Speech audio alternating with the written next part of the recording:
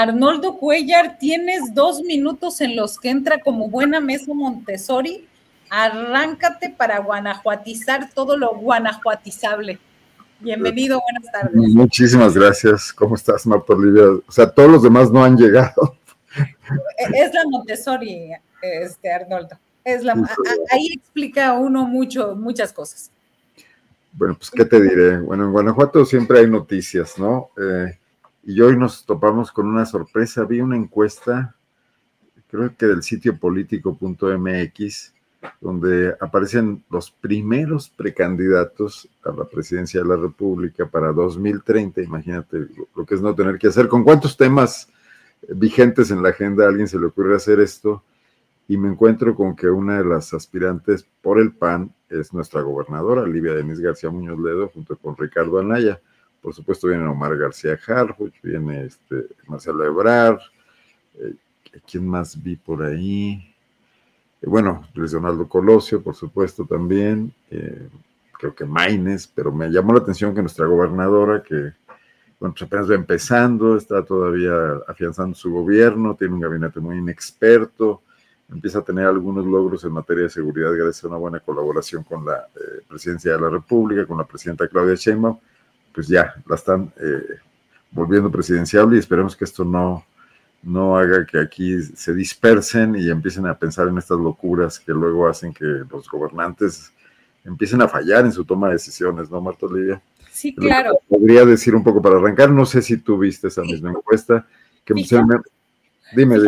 Que no, pero lo que sí vi es que Xóchitl Gálvez ya va ganando en la encuesta para ser el próximo papa allá en el Vaticano, de acuerdo a esta encuestadora, que ¿era Massive Caller o cuál era? No sé cuál era. Massive Caller era la que la daba ganadora. Era la que siempre. Pero ahí está Temoris Greco, a lo mejor. Temoris, bienvenido, buenas tardes. Hola, buenas tardes. Me tiene la maestra interrogándome porque no llega ninguno de ustedes y entonces es el que me toca dar la clase, mano. Pues sí, pues que es lo que les pasa a los alumnos aventajados. Los puntuales, sí, oiga. Saludos, Temoris, antes que nada, antes reclamos. Hay una tentación siempre de los gobernadores que empiezan a los 2 años, ya empiezan a escuchar que les hablan al oído y ya se sienten presidenciables. Esto apenas, eso ha pasado, bueno, no sé, tenemos bastantes datos y bastantes... sobre todo que les venden encuestas, les dicen, no, casi tu estado te queda chico, ¿no lo has visto además del caso de Xóchitl Gálvez y que las gana de todas, ¿no? ¿Temoris? Sí, claro, pero es que también, o sea, a ver, siempre tienes a alguien que te está ahí susurrando y que aspira, pues a llegar, a que vaya a ir contigo lo más lejos posible, ¿no? Si tienes, por ejemplo, uno de esos expertos de imagen pública y encuestas que le dicen, oye, tú tienes una gran imagen y tienes todo para ganar y mis encuestas me dicen que que te va a ir muy bien.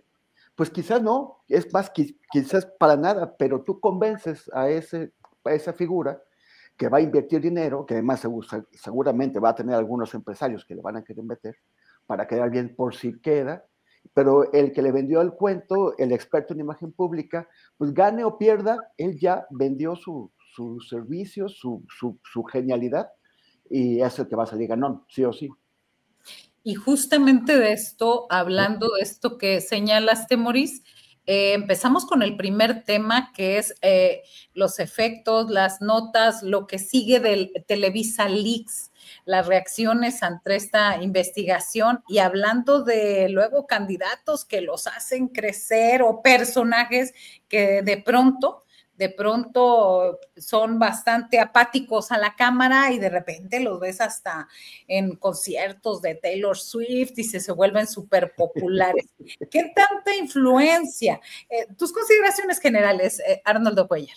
Bueno, cuando estaba comentando Temoris esto, me acordé mucho de Alejandro Quintero, creo que era su nombre, ejecutivo de Televisa. De Televisa, ajá. Que construía, bueno, primero vendía publicidad y luego encantaba a los gobernadores y tuvo éxito, sin duda, enorme con Enrique Peña Nieto, de volverlo primero presidenciable, candidateable, y luego le arregló la vida, creo que tuvieron mucho que ver en cuestiones como su matrimonio, etcétera, y finalmente lo llevaron a la presidencia de la República. lo cual, truculencias aparte, pues es una empresa mayor. ¿A qué horas pasó Televisa de Alejandro Quintero a Javier, ¿cómo se llama? Tejado, ¿no? Que ya no se encarga de construir presidentes, sino de destruir pues reputaciones, y apenas se alcanza para construir presidentes de la Suprema Corte. Yo creo que va empezando este escándalo, perdón, va empezando apenas y vamos a tener todavía mucho por estirar esta madeja, ¿no? Se ha dicho, bueno, sabemos que Televisa hacía eso. Me parece un poco deleznable esta posición, porque podemos suponer muchas cosas, podemos suponer que los políticos son deshonestos y roban dinero público, etcétera, pero probarlo es otra cosa. Y aquí lo que tenemos, más allá de cómo llegó la información, la fuente, etcétera, tenemos elementos muy claros para saber que existe una operación que, como se ha comentado ya por algunas gentes muy, muy perspicaces, ¿cómo hace esto una empresa que cotiza en bolsa en México y en Estados Unidos, ¿no? Estas labores ilegales, cómo se facturan, cómo se realiza toda esta operación, cómo se construyen estas redes donde un personaje va y se integra una plantilla de editorialistas de uno de los diarios más importantes de México y luego hace que le escriban sus artículos. Este periódico no verifica de ninguna manera que esto esté pasando. ¿Qué seriedad? Nos da toda una idea del entramado de medios en México, la forma en que se maneja y cómo privan los intereses económicos, los pactos debajo de la mesa, una terrible, yo no le llamaría ya corrupción, porque es un asunto de pactos mafiosos para tratar de repartirse botines. Y el botín más grande en este país chiquito, de empresarios chiquitos, pese a tener a uno de los hombres más ricos del mundo, sigue siendo el gobierno. Y es a lo que aspiran todos, a darle una tajada a los presupuestos públicos. No quisiera entrar en los argumentos, me parecen absolutamente deleznables, de qué dice Tejado, cómo se explica la filtración, cómo trata de desacreditar a la persona que trabajó con él y cómo le llama chantaje al hecho de una demanda laboral, además en términos donde ellos incumplen absolutamente todas las leyes, ¿no? Creo que eso va a empezar a caer por su propio peso. Pero sí me quiero referir al tema que me parece más grave, que es el hecho de que desde el gobierno de Morena, ya no quiero llamarlo de la Cuarta Transformación, porque creo que es más ironía que otra cosa, cambios profundos que muchos esperábamos que pudieran iniciarse, así fuese incipientemente, así fuese con muchos trabajos, así fuese con la táctica leninista de dar 2 pasos adelante y 1 atrás, pero que hubiera una intención de romper estos pactos entre los medios. Y el hecho de que algunos personajes utilicen estas técnicas de las que Televisa hace negocio y con las cuales seguramente intercambia muchas otras cosas, hay que recordar que tiene una concesión que es producto de una decisión gubernamental. ¿Cómo se enreda en eso?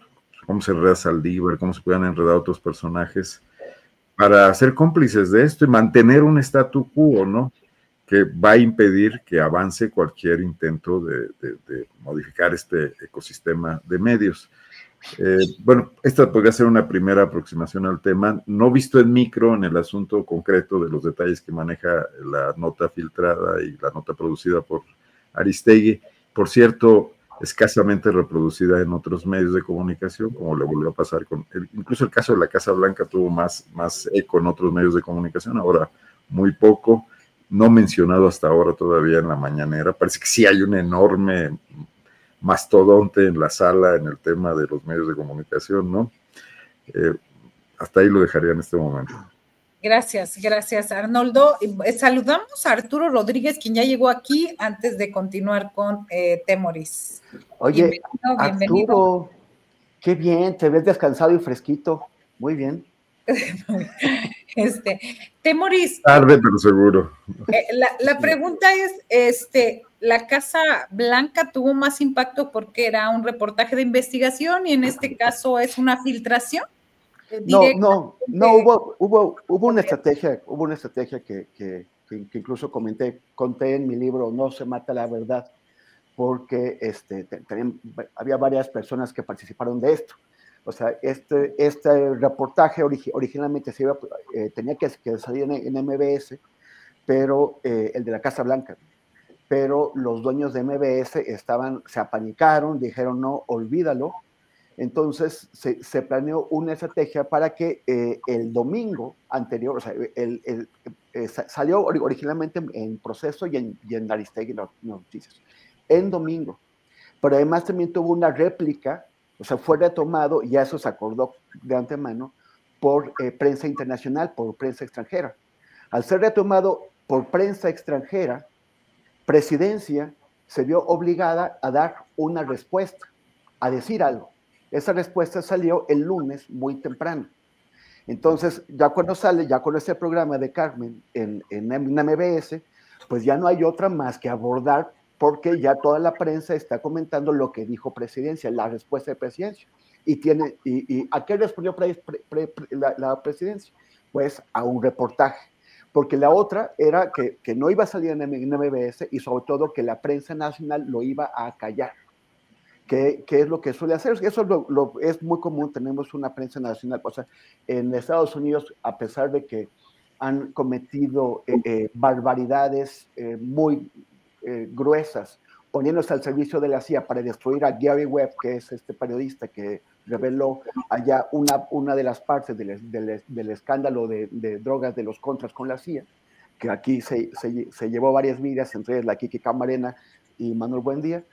En otros momentos, si el New York Times saca algo, el Washington Post, en lugar de acallarlo, trata de avanzarlo, o sea, bueno, hasta aquí llegó el Times, ahora vamos nosotros más allá, y otros medios también tratan de profundizar en esa información. Aquí lo que hacen es acallarlo, es así, no, pues la competencia hizo esto, vamos a hacer como que no existe. Entonces, lo de la Casa Blanca, precisamente porque iban a tener doble razón, no solamente la competencia, sino no tocar el gobierno de Peña Nieto, iban a tener doble razón para callarlo. Lo que hicieron fue forzar a la presidencia a dar una respuesta, porque había salido en medios extranjeros, y una vez que Presidencia da la respuesta, el resto de la prensa tiene que hablar sobre el tema. Gracias, Temoris. Y nos están reportando, antes de que pasamos con Arturo, perdóname Arturo, pero nos están reportando otra caída de nuestro canal. Lo estamos, hay demasiados comentarios, más o menos nos sacó a unos 2,000 seguidores. Y sí, ahora sí que sí, lo comento y hago esta pausa porque sí fue muy fuerte. Se vio que, dice Adelaida Ábalos, creí que era inmune a los ataques denunciados. A mí ya me ha pasado varias veces. Sin más, me sacó del programa y entré al de los periodistas. Estaban recomendando Asteria, salgan y vuelvan a entrar desde el canal. Si no les ha pasado, refresquen, actualicen. Ya se están conectando, ya, o sea, nos tumbó así de pronto 2,000 personas. Nora Vilés me sacó de la transmisión, tuve que meterme nuevamente y ya, ahora sí que todos. Porque luego a los que nos habían sacado decían, no, eso no pasa. No, y hay algo que aclarar, nos manda al material o al canal que más, después del canal de Julio Astillero, el que más ven. Así que ahí está, una disculpa, hay que hacerlo de nuevo. Dicen que puede ser una falla de la aplicación. El caso es que nos está sucediendo continuamente desde hace más o menos una semana o 10 días. Pero bueno, vayamos ahora sí con Arturo Rodríguez. Bienvenido, buenas tardes de nuevo. Y tus consideraciones generales acerca de esos Televisa Leaks. Pues mira, yo creo que nos coloca ante una situación que más o menos se había comentado, intuíamos, pero no teníamos completamente clara. En el caso de esta serie de reportajes, pues me parece que queda muy evidenciado el nivel de influencia en la manipulación de informaciones de una manera muy mercenaria, aprovechándose pues de las ventajas de la tecnología. Durante mucho tiempo Televisa fue el monopolio que informó a este país conforme a los criterios y a los intereses que sus anunciantes y destacadamente el gobierno necesitaban que informara. Y al romperse ese monopolio, especialmente no por el competidor o el más tardío competidor que hizo de eso un duopolio y luego un tripolio,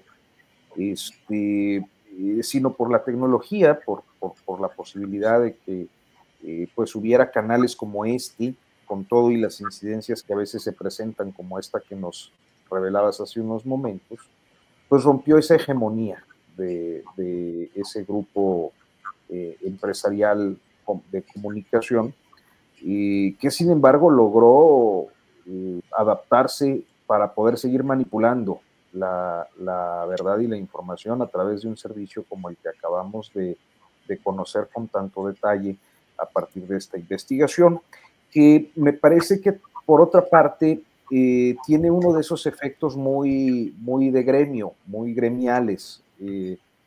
Quizás no estamos viendo el impacto de otras investigaciones que también han sido filtraciones. Yo no creo que mayoritariamente la sociedad haga un distingo en el origen de la información, o sea, consumen la información no necesariamente calificando si fue una filtración o fue una investigación periodística metodológicamente lograda, sino que lo que importa es los datos, lo que se da a conocer. Y en este caso concreto, me parece que el ánimo del país, el ánimo de la opinión pública, no está en un tema como ese, como sí podía estarlo en el caso de que mencionaban ahorita de Casablanca, pero que sin duda me parece que contribuye a tener un conocimiento de cómo existen y cómo operan este tipo de granjas o de, en este caso, palomares, que ya más o menos habíamos visto desde 2016-2017 con Cambridge Analytics y otras empresas que se dedicaban a la manipulación de informaciones. Perdón. Adelante, adelante. A la manipulación de informaciones para orientar a la opinión pública a tomar una postura frente a un actor político, a una decisión política, a un partido político. Yo creo que es uno de esos temas que todavía nos falta mucho por, y no solo en el caso de este llamado Palomar, sino en general por todos aquellos que lo están haciendo.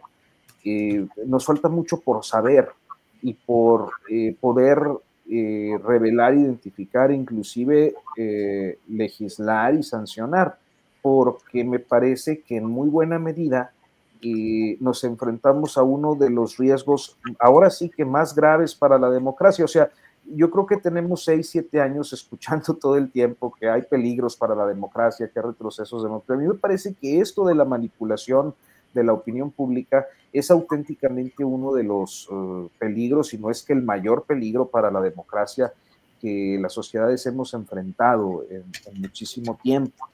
Y esta investigación llamada Televisa Leaks, pues nos coloca ante un avance significativo del conocimiento de este tipo de actividades que pues tienen un efecto perverso o un propósito perverso en la forma en la que pues orientan, manipulan, moldean las informaciones para conseguir un efecto de la opinión pública. Bien, gracias Arturo Rodríguez. Y hablando de efectos y de comunicados, de ruedas de prensa, el fiscal Alejandro Gertz Manero acaba de dar una rueda de prensa para hablar de los avances en el caso Teuchitlán. Podremos, no sé cómo fue hoy mismo, no sé si alcanzaron a ver parte de esta conferencia de prensa y comentábamos, Arnoldo Cuellar, que a veces la actitud de Hertz contra los periodistas es bastante, pues, irónica hacia los compañeros, se molesta a los que le hacen lo que él considera más de una vez la misma pregunta, así los regaña, dice a ti no te voy a responder, y eso es en la forma, pero también vayamos más al fondo de lo que significa esta conferencia de hoy. ¿Me permites una digresión todavía con el tema anterior? Adelante, estamos en Montessori. Yo creo que es un asunto que debe ocupar más debate, ¿no? Mira, los periodistas, muchos de los que pues, estamos en grupos donde, bueno, también se nos capacita sobre diversos temas, periodismo de investigación, periodismo en zonas de riesgo, etcétera. Hemos recibido constantemente cursos, pero también hay incluso becas de organizaciones derivado de lo que decía Arturo, lo de Cambridge Analytica y etcétera, para combatir a las noticias falsas, para detectar y combatir las noticias falsas, particularmente en elecciones, particularmente cuando hay algún tipo de confrontaciones políticas, etcétera, ¿no? Pero me parece lo más delicado que una gran empresa de medios, monopólica en muchos aspectos, que además, bueno, tiene los noticieros más vistos de la televisión, que tiene las mesas de opinión, donde se llenan la boca, por ejemplo, de defender al INE y de hacer campañas de este tipo con esta doble moral, pues sea una fábrica de noticias falsas institucionalizada, incorporada a sus esquemas internos con un alto directivo al frente, que además hace negocio con ella. Si Javier Tejado está haciendo por su cuenta negocio, Televisa debería iniciar una investigación muy seria. Ya de por sí tiene problemas con otros de sus directivos por malos manejos en otros ámbitos, como el deportivo. Que no dé una respuesta hasta ahora, que no se toque este tema, que en la mañanera nadie haya preguntado sobre esto, que la propia Presidencia de la República, que pues, tiene el control del espacio radiofónico, tampoco lo comente, me parece de lo más grave. No es ya un tema de invisibilización, no es un tema de corrupción como el de la Casa Blanca, donde hay una malversación de fondos y la compra de un bien inmueble carísimo, pero por una empresa proveedora del gobierno, y en este caso de cuando Peña Nieto era gobernador.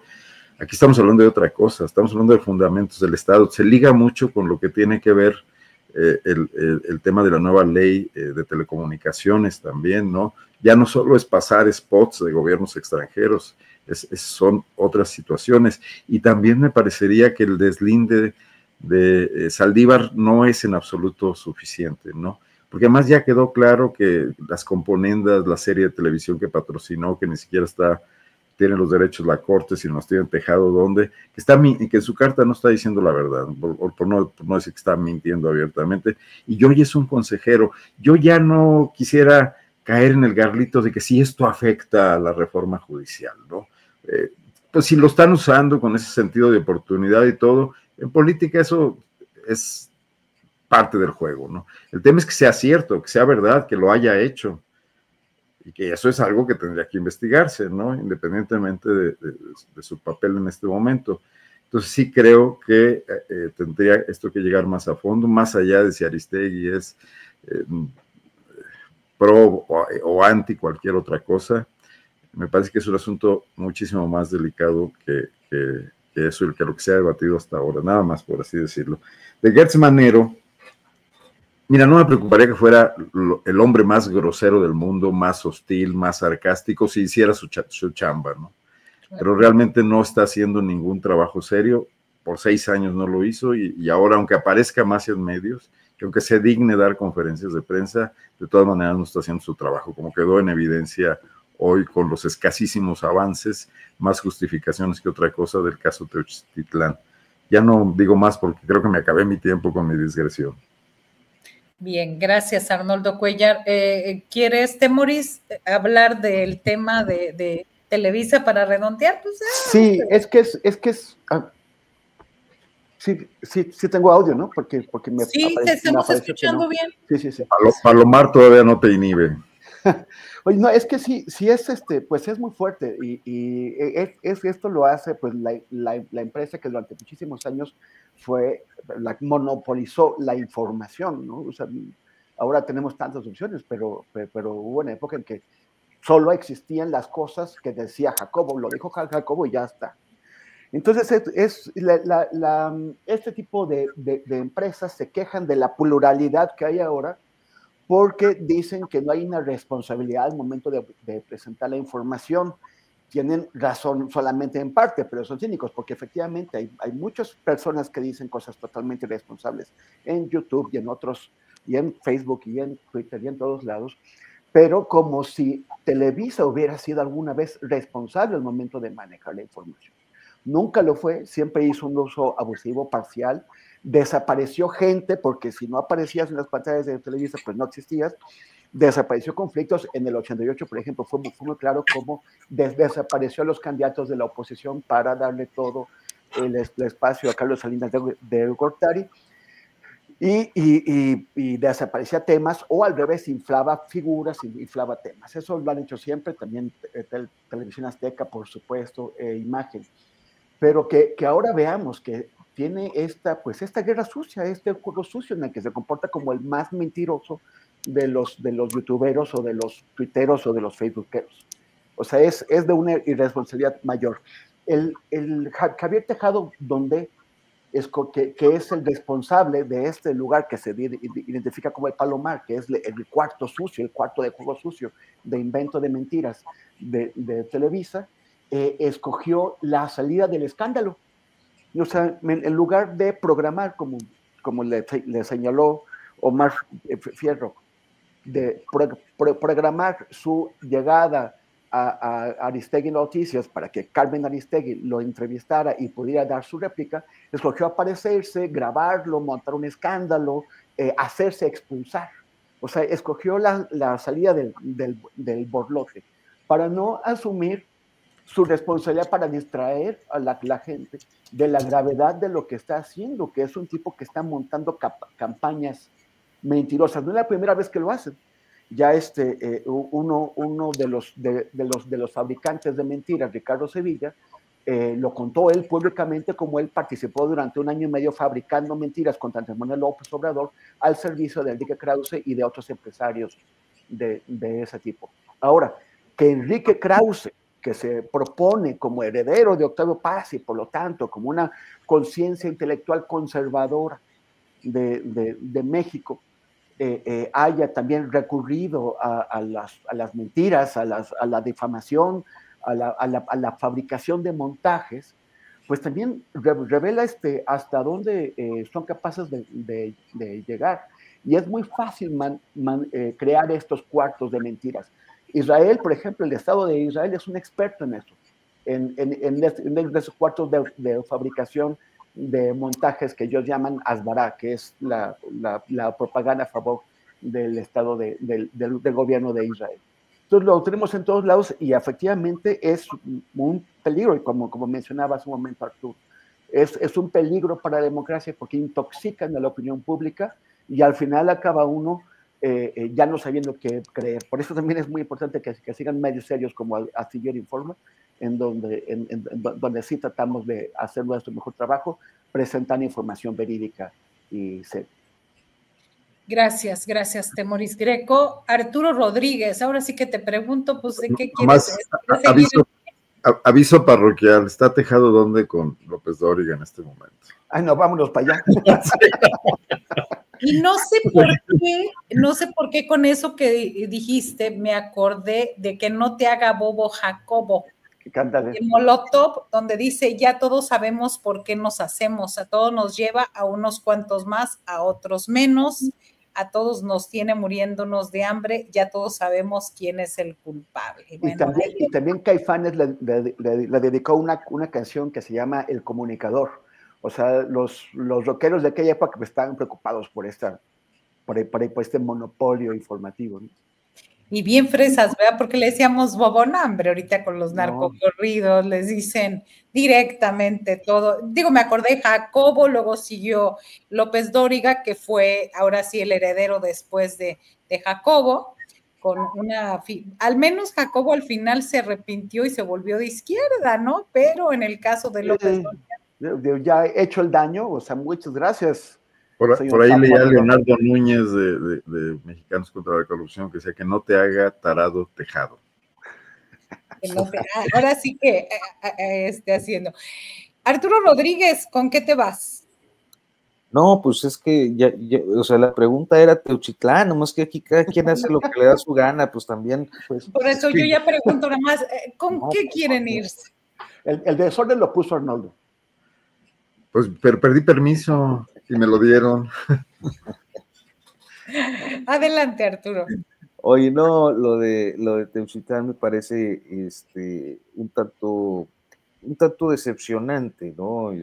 Viendo al fiscal Alejandro Gersmanero en una posición, primero de minimización del hallazgo, y segundo, de una forma de deslizar algo que podemos suponer, pero sin la precisión suficiente. Hemos encontrado más campos de adiestramiento, ¿no?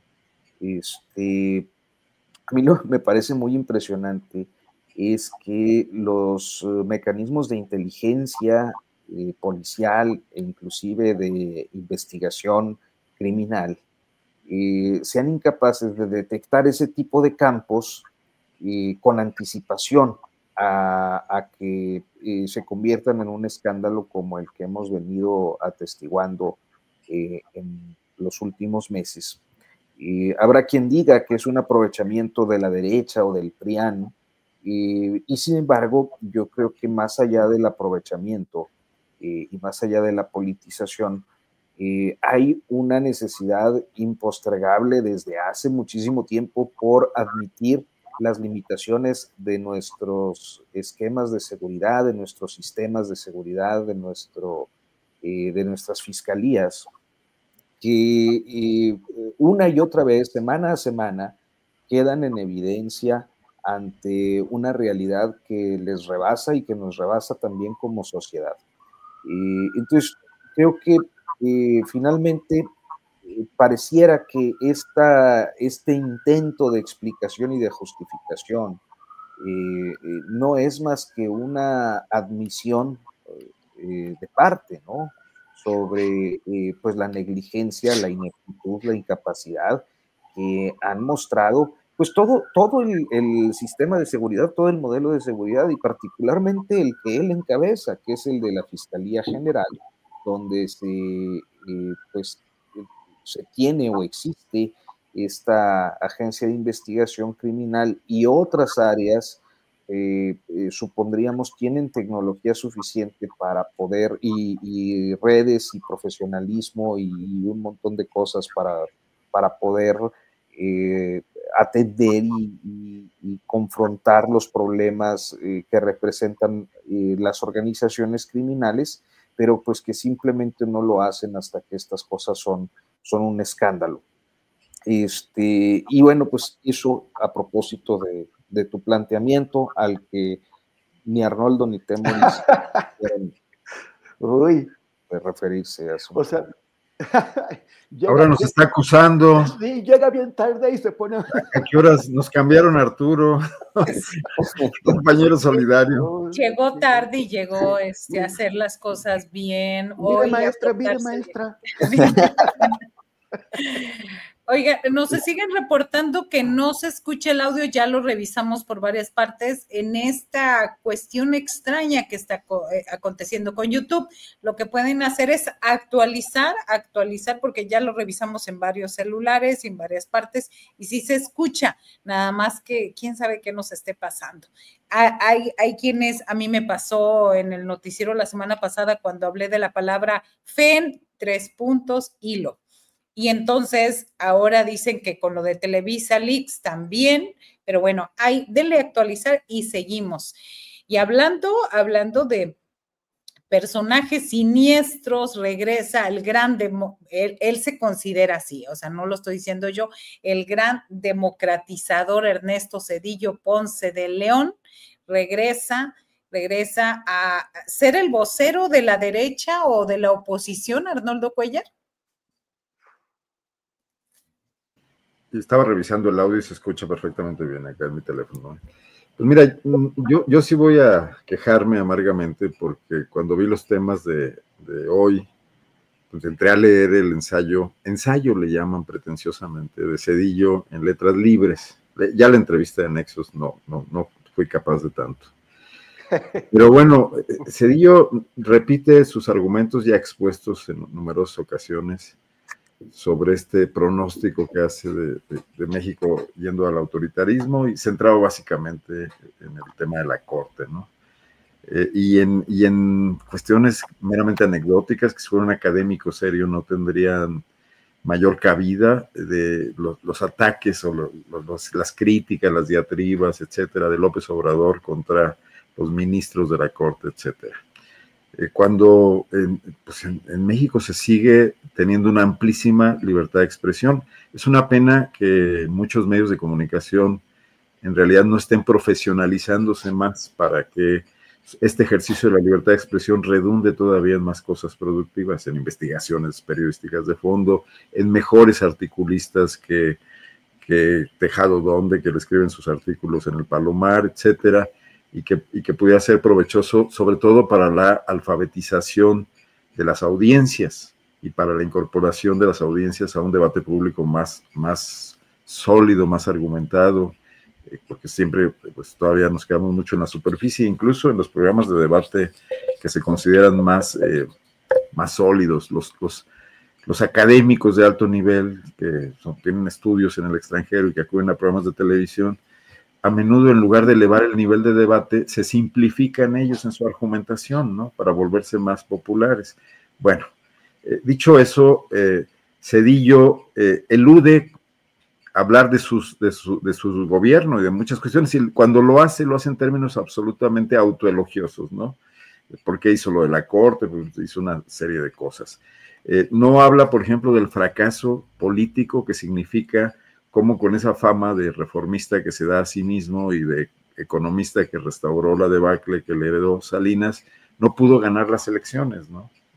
No habla, por ejemplo, de que después de haber hablado, no habla de que después de haber definido su sana distancia con el PRI, regresó a dar un dedazo y a elegir a un pésimo candidato como Labastida. Que serían cosas interesantes de saber, sobre todo no para el debate político actual, sino para los estudiosos de la transición en México, ¿no? Habla de la joven democracia, diciendo que el PRI fue un sistema que en 70 años resolvió los problemas del país. Claro que, pues bueno, monopólico y no le daba mucha chance a la oposición, pero que esta joven democracia, o sea, esa joven democracia que por 70 años detuvieron y atrancaron particularmente los últimos 30, ¿no? Del siglo pasado. Entonces se me hace demasiado poco serio como para que una revista con las pretensiones intelectuales de Letras Libres le dé cabida así, le dé su portada y nos la arroje encima como situando el gran tema de fondo, que por cierto ya mató totalmente el Televisa Leaks, pese a la resistencia de muchos medios a involucrarse con ese tema. No me parece con la menor seriedad. Yo creo que tiene muchísimos defectos el gobierno de la Cuarta Transformación. Creo que tiene enormidades de errores políticos, producto de la simple comparación de lo que habían prometido a lo largo de muchísimos años, desde que Andrés Manuel López Obrador encabezó oposiciones políticas y a lo que han logrado. Definitivamente hay una rendición a la realpolitik, a los grupos de interés, a los mismos con los que se pactó Zedillo y que hoy lamenta que lo estén abandonando. Me parece absolutamente falto de seriedad e inmoral su crítica al ejército. ¿Cuál fue la relación de Zedillo con el ejército? ¿Cuál fue la relación de todos? Bueno, no tuvo a Gutiérrez Rebollo, por ejemplo, ahí, de todos los presidentes priistas. ¿Qué decir de su defensa de la Corte que él reformuló, reconstruyó, dio un golpe de Estado y creó una nueva Corte, cuando esa fue la Corte que se alió con Fox para el desafuero, unos cuantos años después, ¿no? ¿Dónde está la autonomía? O sea, entonces, son demasiadas cosas que sí sería muy interesante explicar, pero que no se logra cuando un sujeto interesado en salvar su papel ante la historia y ante la orfandad de figuras políticas opositoras, pues va y hace un ejercicio ahí sesgado de crítica, cero autocrítica, y de lugares comunes en la crítica, porque creo que habría algunos mucho más inteligentes. Creo que le convendría leer a Viri Ríos, por ejemplo, que está más actualizada que él, ¿no? Pero bueno, bien. He dicho. Gracias. Gracias, Arnoldo Cuellar. Temoris Greco reaparece, ya desde el año pasado venía Ernesto Zedillo lanzando ahí mensajitos y demás, pero ya ahora con una portada, con un ensayo de su beldad, aparece Ernesto Zedillo. ¿Qué representa para la oposición o para la oposición en México? Yo creo que es tanto Nexos como Letras Libres, que fueron medios que recibieron un gran impulso desde el salinismo, desde Carlos Salinas de Gortari, que Carlos Salinas de Gortari diseñó un esquema de vida intelectual en el país para prolongar, pues finalmente, las narrativas que le convenían al PRI y al PAN. Y los caballitos de batalla de eso, no los medios masivos de comunicación, sino en este ámbito intelectual, pues fueron Nexos y Letras Libres. Y ahorita se reafirman como cámara de eco. O sea, en lugar de que sean medios que ayuden a ese sector político a mirar afuera y a entender qué es lo que está pasando, solamente se dedican a la reafirmación de lo que creen que saben. Si uno los lee, pues vivimos en una dictadura. O sea, que es lo que está diciendo, tiranía lo llama Zedillo, tiranía, ya ni siquiera dictadura, una tiranía. ¿Cómo son las, o sea se nota que no viajan, o sea, les hace falta barrio.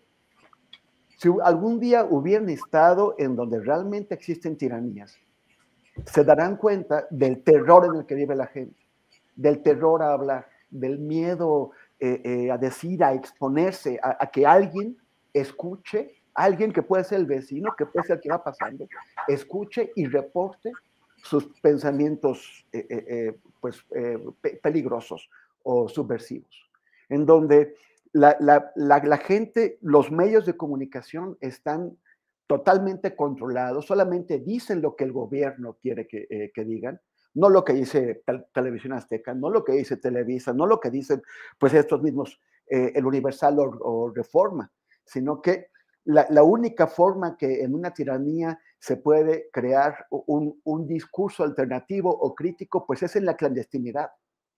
Y los que están en la clandestinidad saben que están siendo perseguidos y que pueden ser torturados y pueden ser encerrados. Entonces está ocurriendo eso, o sea, llevan desde aquel desplegado de 2019 en que fue también originado en Nexos y Letras Libres, donde dijeron, es que se acaba la libertad de expresión. Llevan 6 años gritando que se acaba la libertad de expresión y seguirán gritándolo porque nadie va contra su libertad de expresión. Entonces, pero además es una que también lo hemos señalado, ellos están preocupados por la libertad de expresión de las élites, por la libertad de expresión de los que tienen dinero, recursos como ellos, que tuvieron contratos durante tantos años con el PRI y con el PAN, y que siguen teniéndolo con el gobierno de los estados. Que no se preocuparon nunca por la libertad de expresión de la gente de abajo. Nunca, en ninguno de esos desplegados mencionaron jamás a los periodistas que viven en pequeñas comunidades y que están sujetos a golpizas cotidianas. Y, por supuesto, a levantón, a secuestro, a tortura y a asesinato. No solamente se preocupan por la libertad de expresión de las élites. Y es lo que estamos viendo ahora, unas élites que se siguen hablando solamente a sí mismas y convenciéndose de que viven bajo la opresión, bajo la dictadura, pues nada más que el resto de la gente, los que les ponen atención, los vemos y nos morimos de la risa porque no saben de lo que hablan, tienen una ignorancia tremenda acerca de cómo se vive bajo una dictadura. Quienes hemos estado en países bajo dictaduras podemos platicarles un día, pero por lo pronto pues nada más hacen el ridículo y se hablan entre ellos. Que vengan a sacar del cajón a Zedillo, pues porque significa, porque ya Fox nada más sirve también para dar risa, porque Calderón está quemadísimo y Peña Nieto anda buscando novias en España. Bien, gracias, Temoris Greco. Arturo Rodríguez, estabas viendo el chat, es que empezaron a reclamar aquí, perdón, de que te estabas quedando dormido y todo el mundo dijo, no, está leyendo el chat. Entonces, cuando uno lee el chat, pues baja los ojos así, pero yo te veía que estabas bastante. Pero el tema es que nos acusan a Temoris y a mí de aburrirlo hasta hacerlo tener dulce sueño. Esa es la tendencia en el chat. No, ¿sabes qué? Es que hago apuntes a propósito de lo que se está comentando, y como no sé cuándo estoy a cuadro o no, pues volteo, estoy viendo hacia la pantalla, y pues me imagino que en la pantalla que sí se vea al frente, pues me veo así. Sí, aclarado el punto. Muy bien, Arturo. Pero sí, siempre me dicen eso, inclusive en mensajes directos. Eso se parece a las justificaciones de Javier Tejado. No, nada que ver. O las explicaciones de Gertz. O sea que Arturo dio un tejadazo, es lo que está diciendo. Es un calificativo muy, muy rudo. Oigan, sí. Búscate otro parámetro, Arnoldo, por favor. A las de Gertz Torero. Vaya que... Torero, ya no florero. Arturo Rodríguez, aquí regresa Ernesto Zedillo. O sea, ¿cuál es la intención? Mañana ya ha dicho la presidenta que va a dar a conocer, ahora sí que si él se queja de falta de argumentos, que mañana va a hablar exactamente de lo que ha significado el FOBAPROA. ¿A eso vuelve? Pues es que yo, por alguna razón, que creo que tiene que ver con haber sido el presidente al que se le construye esta aura de demócrata en función de ser quien permite o posibilita el cambio de partido en el poder en el 2000. Y el demócrata, ¿no?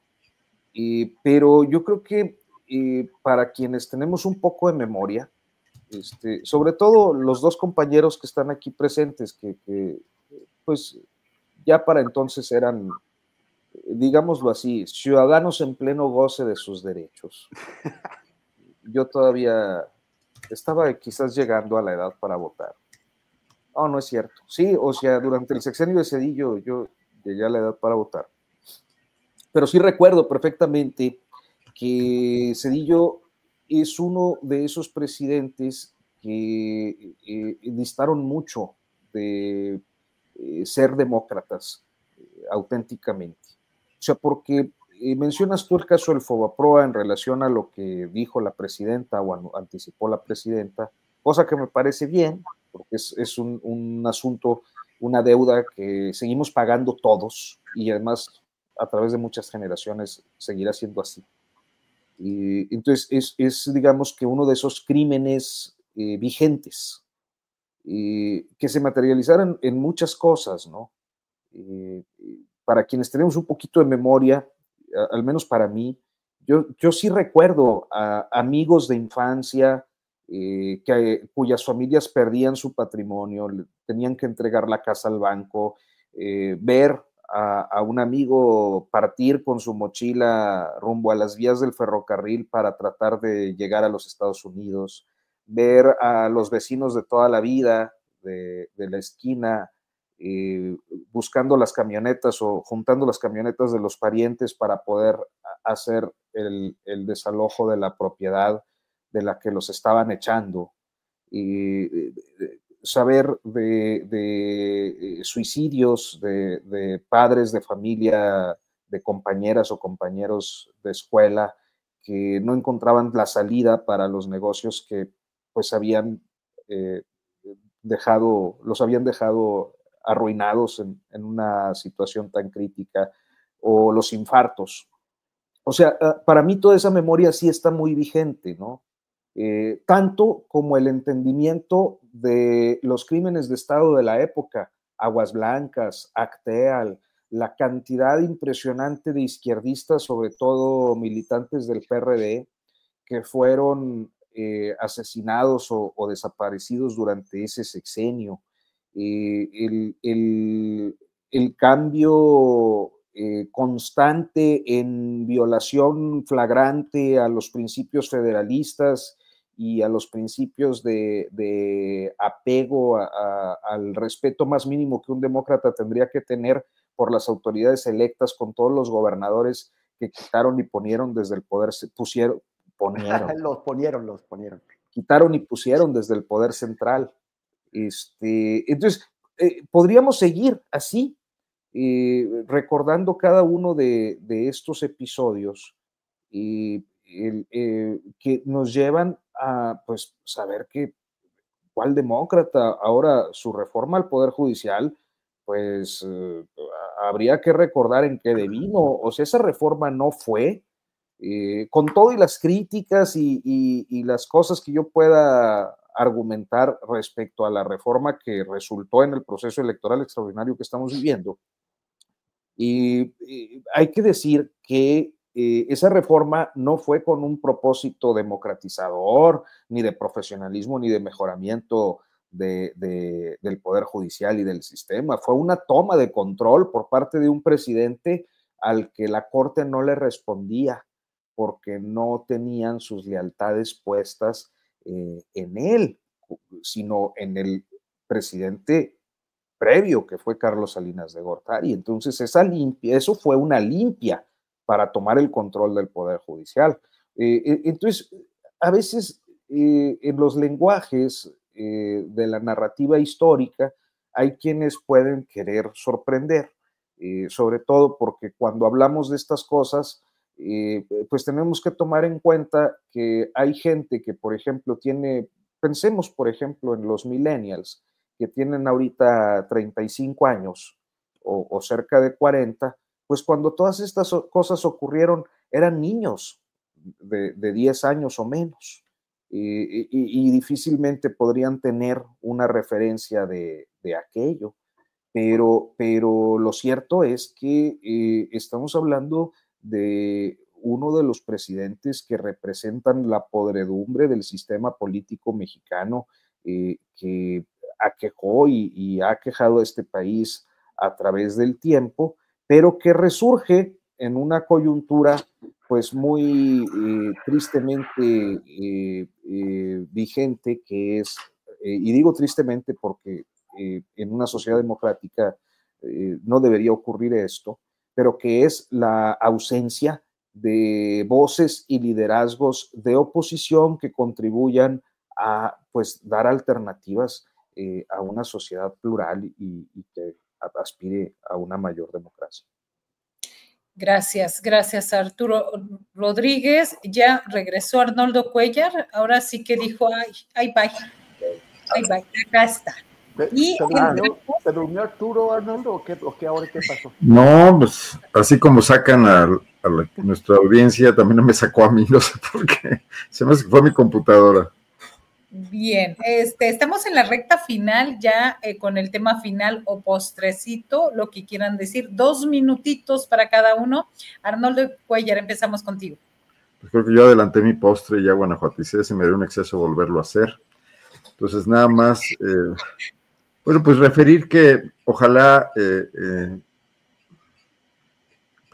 las mesas de Leo Zuckerman, que ya puse un tuit comiendo palomitas, se aborde el tema de Televisa Leaks, ¿no? Sería una muestra excelente de una disposición a modernizarse y a dejar de ser lo que han sido siempre, ¿no?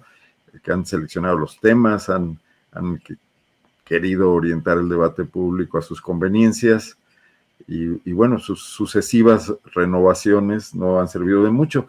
Se ha puesto de moda en estos días por la muerte de Vargas Llosa aquel viejo video no recuerdo cómo se llamaba, era un foro sobre la libertad, era un poco el tema de la caída de los muros en 1992, convocado por Octavio Paz y por Televisa, por supuesto, transmitido por Televisa, donde Vargas Llosa acuñó la frase de la dictadura perfecta, en un intento también en aquel momento de lavarse la cara con un tema internacional, no con un tema nacional. Cuando toque ese asunto, Vargas Llosa, muy afortunado, por cierto, en su crítica con respecto al sistema político mexicano, pues nomás hay que ver las caras que hacía Octavio Paz, que por supuesto había ido a conseguir el dinero para hacer el foro a todo lujo, porque se rentó un hotel de la Ciudad de México para hacer las transmisiones y se trajo a destacadísimos intelectuales, sobre todo polacos, soviéticos, franceses, etcétera, con todos los gastos pagados. Y bueno, pues salió ahí un poco el tiro por la culata. Entonces, tienen 30 años tratando de mostrar que cambian, que se adecúan a lo que pasa en el país, y una y otra vez queda en evidencia que no, porque están los intereses por encima de cualquier otro valor en su lógica, ¿no? Bien, gracias, Arnoldo. Ojalá se hiciera realidad esa propuesta para que dijeran que sí se abordan este tipo de temas ahí en Televisa. Temoris Greco, tu postrecito. Oye, Marta Olivia, yo quiero palestinizar este postrecito, porque están las cosas, ¿qué se puede decir? O sea, el verdadero genocidio, y es importante seguir hablando de esto siempre porque estamos asistiendo de manera directa, nada menos que a un genocidio perpetrado por aquellos que dijeron que le iban a combatir, que son las potencias occidentales, porque Israel es solamente el instrumento. El verdadero genocidio no se hace, y esto ha ocurrido en muchísimos lugares en la historia, con las bombas. Las bombas generan el marco, el ambiente, el dramatismo, pero la mayor parte de la gente, la manera más fácil de asesinar a muchísima gente no es gastando en muchísimas bombas, sino matándola de hambre y de sed. Y es lo que están haciendo en este momento en Gaza. Hace el día 2 de marzo se inició o sea, ya van a ser 2 meses, ya se van a cumplir 2 meses, el bloqueo total de la Franja de Gaza. Israel, para abrir el cese del fuego, se había comprometido a dejar pasar alimentos, medicamentos, incluso tiendas de campaña para que la gente pueda guarecerse. Esto decidieron que ya no lo iban a hacer y el 2 de marzo se impuso el bloqueo absoluto de Gaza, no entra nada. Y el viernes pasado, el Programa Mundial de Alimentos, que distribuye alimentos a la gente, anunció que se habían agotado sus reservas, que había entregado lo último que tenía a distintos puntos de distribución, y eso significa que quedan poquitos días antes de que se acaben totalmente los alimentos en Gaza. Además de que no hay agua, no hay combustible para que funcionen las plantas de desalinización de agua, no hay medicamentos. Bueno, la situación es gravísima. Y cuando estas cosas, cuando hay una línea descendente que de pronto se va así, o sea, va la gente enfrentándose al hambre, hasta que se acaban todo y de pronto ya no hay manera de impedir una tragedia mayúscula superior, que es lo que está a punto de ocurrir en Gaza, los 50 y tantos mil muertos que llevan ahorita contados, pronto van a ser pocos cuando realmente se acabe el último mendrugo de pan, la última gota de agua. Y todo eso con el apoyo de las potencias occidentales, fundamentalmente de Estados Unidos, pero también de Gran Bretaña, de Francia, de Alemania y de Italia, que son los grandes patrones de Israel. Bueno, sobre esto escribí ayer en mundoabierto.info para quienes quieran tener los detalles de qué es lo que está pasando. Gracias, Temoris Greco. Arturo Rodríguez, tu postrecito.